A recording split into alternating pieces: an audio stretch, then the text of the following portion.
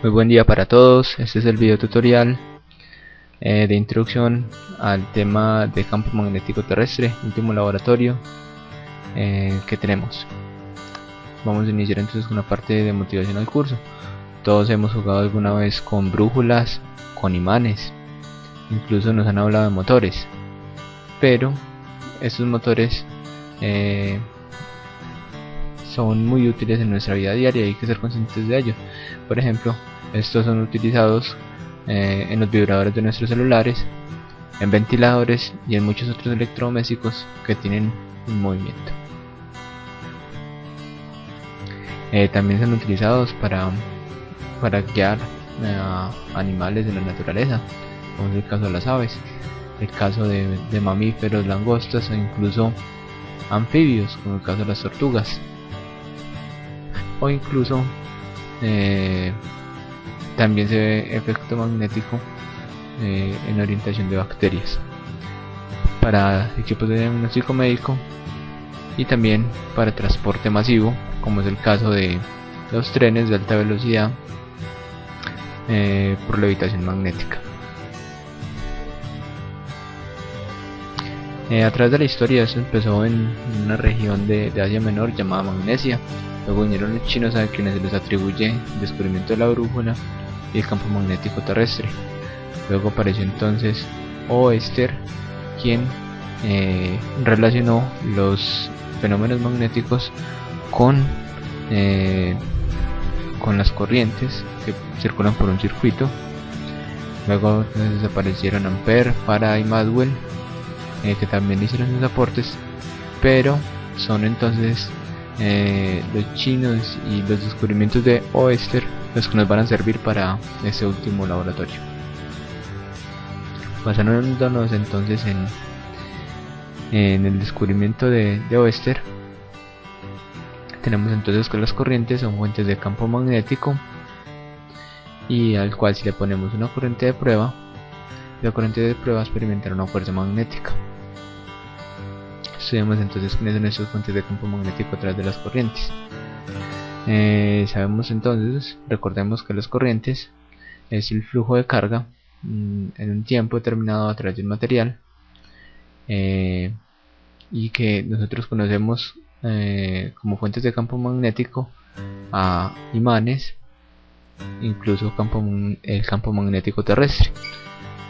Y la explicación para esto es, o la respuesta a la pregunta de dónde salen las corrientes en esos materiales, que no hay nada conectado en ellos, es la siguiente: todo se debe al estudio de la estructura atómica, ya que en este vemos entonces electrones girando alrededor del núcleo,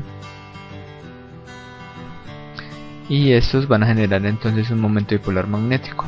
Ese momento dipolar magnético es más que el producto entre la corriente y el vector área, el cual sigue la regla de la mano derecha y nos va a dar un vector momento dipolar. Tendríamos entonces que un material se puede ver como un conjunto de momentos dipolares ordenados en una misma dirección. Por lo tanto, cada momento dipolar de esos va a estar representado como un dipolo magnético, es decir, como un imán, y el efecto total de todos estos va a ser un imán, un material que es un imán.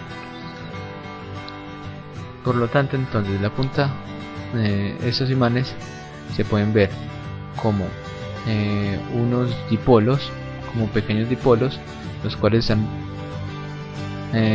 representados o salen, ¿cierto?, como el producto de estos movimientos electrónicos de los electrones a través del núcleo.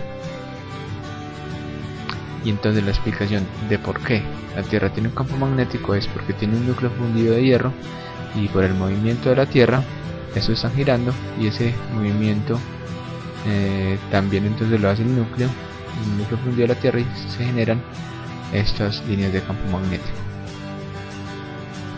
Estas fuentes de campo magnético dependen de la configuración que lleve la corriente.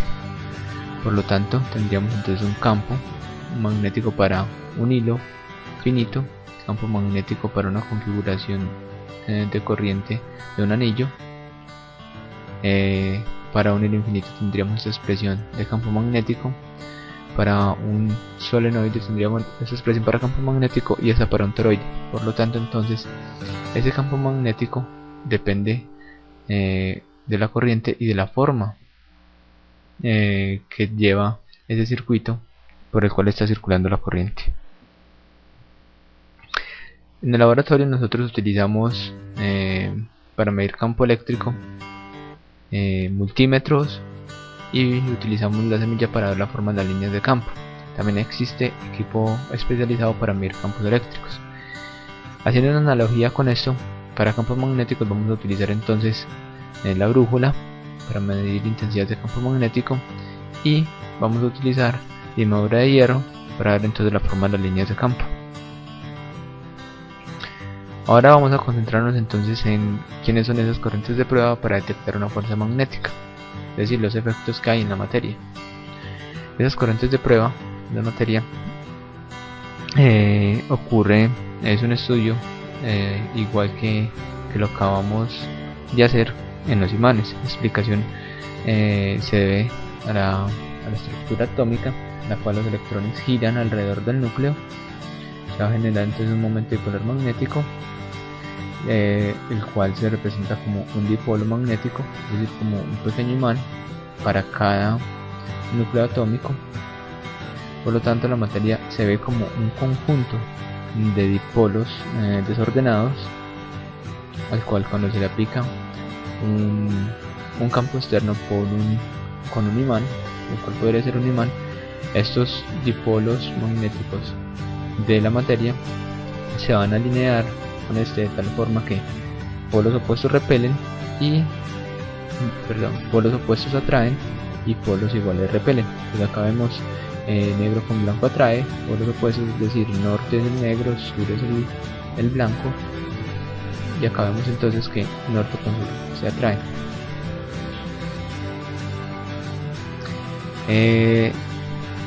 Para el resto de la materia tendríamos entonces el fenómeno de magnetización. Este fenómeno que acabamos de explicar, que polos opuestos se atraen, tiene que ver entonces con un efecto que es el campo magnético en la materia. Recordemos en el caso de campo eléctrico, cuando poníamos un campo externo en un dieléctrico, el campo total se iba a ver disminuido porque iba a haber un campo inducido que se iba a poner al campo eléctrico externo. De igual manera va a pasar en el caso del campo magnético. Este se va a ver disminuido por un efecto en la materia, pero en ocasiones se va a ver aumentado, y ya lo voy a explicar con los tipos de materiales que hay. Entonces tendríamos un campo magnético en la materia, el cual se puede calcular por esta expresión, en la que M es la magnetización. La magnetización se puede calcular como la relación entre el campo a vacío y la permeabilidad relacionada a través de la susceptibilidad magnética. La relación entonces entre la permeabilidad magnética y la susceptibilidad magnética está dada a través de esta expresión, y la cual se reduce a que la permeabilidad magnética relacionada con la permeabilidad del vacío a través de una constante km. Por lo tanto, entonces los materiales paramagnéticos son aquellos que tienen una permeabilidad magnética mucho mayor a la de vacío, y esto se debe a que tienen unos dipolos permanentes. Por lo tanto, cuando ponemos un campo externo, el efecto de el campo magnético total se va a ver entonces disminuido. Para el caso de los materiales diamagnéticos tenemos que la permeabilidad magnética es mucho menor que la permeabilidad magnética del vacío, y por lo tanto entonces el campo magnético externo debe inducir un campo el cual va a tener un campo magnético dentro del material, el cual va a ser en dirección opuesta al externo, y por lo tanto entonces vamos a tener campos magnéticos antiparalelos. Para el caso entonces de los ferromagnéticos vamos a tener lo que llamamos el fenómeno de histéresis.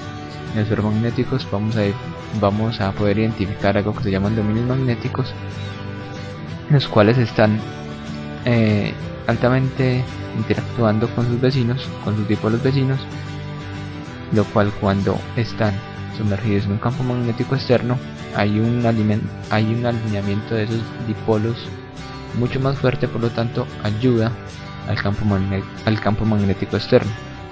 No hay una relación como tal, así como en lo anterior, ya que estos materiales ferromagnéticos depende de qué pasó con ellos antes, de que si hubo un efecto de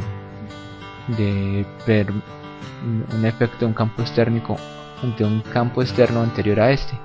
Entonces se ve el fenómeno de histéresis. Tenemos entonces ejemplos de algunos materiales de magnéticos, paramagnéticos y ferromagnéticos. Para finalizar, entonces en el laboratorio vamos a trabajar con una bobina. Vamos a ver entonces las líneas de campo y la intensidad de estas. Vamos a trabajar también con un arreglo de bobinas conocido como las bobinas de Helmholtz, y en estas vamos a hacer entonces una configuración de corrientes en serie y en paralelo, y van a tener mucho cuidado en cómo conectar estas bobinas, tanto en serie como en paralelo. Me lo van a mostrar en un dibujo y cómo van a hacer la medición de corriente para cada caso. Vamos a ver entonces el efecto también de los materiales cuando están sumergidos en un campo externo. Vamos a medir el campo magnético de la Tierra, y lo que les sugiero es que lean la introducción de la guía, en el cual dan pistas de cómo medir a través de la superposición con las bobinas de Helmholtz el campo magnético de la Tierra.